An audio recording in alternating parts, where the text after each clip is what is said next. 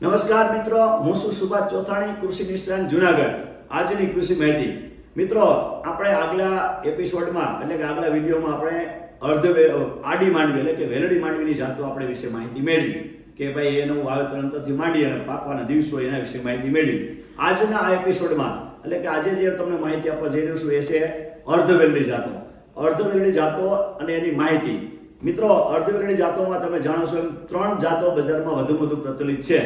એમાં ખાસ કરીને અક્ષય GG20, અક્ષય GG22 અને ત્રીજી જે નવી હજી આવવાની છે એ છે GG23. આ ત્રણેય મગફળી છે અર્ધવેલડી ગ્રુપમાં આવે છે. અર્ધવેલડી એટલે અડધી જમીને ચોટતી ચાલે, અડધી જમીને ઊભી ચાલે, એટલે આપણે અર્ધવેલડી જાતો કહી છે. મિત્રો, આ જે જાતો છે એનો વાવણીનો સમય તમને વાત કરું તો આ જાતો તમારે ઓરવીન વાવી હોય તો 15 મે થી માંડી અને 30 મે ની વચ્ચે વાવી શકાય છે. સાથે સાથે 15 જૂને વાવણી થાય ત્યારે પણ વાવી શકાય છે. એટલે કે કોરવળામાં ચાલે અને પાછળથી વાવણી થાય ત્યારે પણ ચાલે. એટલે આનો વાવવાનો સમય તમારે બે રીતે વાવી શકશો. હવે આ જે જાતો છે ને, વાવણીનું અંતર જનરલી 2 આર વચ્ચે અંતર કેટલું હોવું જોઈએ એની તમને વાત કરું તો 2 આર વચ્ચે અંતર મિનિમમ તમારે 20 ઇંચથી માંડી અને 24 ઇંચ સુધીનું અંતર રાખીએ તો ઉત્પાદન સારામાં સારું આવતું હોય છે.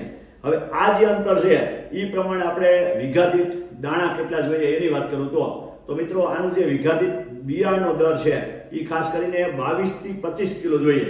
એટલે કે 16 ગુઠ્ઠે તમારે 22 થી 25 કિલો બિયારણ હોય તો એ સફિશિયન્ટ છે. હવે મિત્રો, આ જે જાતો છે એને પાકવાના દિવસો કેટલા? જનરલી આ બધી જાતો એવી કે 115 થી 120 દિવસમાં પાકે છે. સાથે સાથે પાકતી સમયે વધુ વરસાદ થાય તો ઉગતી પણ નથી. એટલે કે આમાં ડોર્મન્સી પીરિયડ, સુષુપ્ત અવસ્થા સારો હોય છે. તો આ જાતો છે એ તમારે પાછળથી વરસાદ થાય તો એમાં ડર રાખવાની જરૂર નથી. બીજું, આના જે ફાયદા જોઈએ તો ફાયદામાં એક તો આનો દાણો બોલ્ડ આવે છે. 20, 22 અને 23 નંબરનો દાણો મોટો અને બોલ્ડ આવે છે. પછી અર્ધવેલડી હોવાથી હાથીથી નીકળે અને તૂટવાનું પ્રમાણ બિલકુલ નહીવત છે, ઓછું છે. આનો એક જ વીક પોઈન્ટ છે કે આમાં ફૂગ અને ફરો થોડુંક પ્રમાણમાં આવે ખરું. એટલે કે આનો વીક પોઈન્ટ એક છે, જ્યારે ફાયદા ઝાઝા છે. તો મિત્રો, આ જે મગફળીની જાતો છે અક્ષય 20, અક્ષય 22, અક્ષય 23 એ જાતો તમે તમારે ઓરવા માટે અથવા વાવણી માટે પસંદ કરી શકો છો. વધુ માહિતી માટે નેક્સ્ટ વિડીયો મળશું. ત્યાં સુધી રજા આપશો. આભાર, ધન્યવાદ.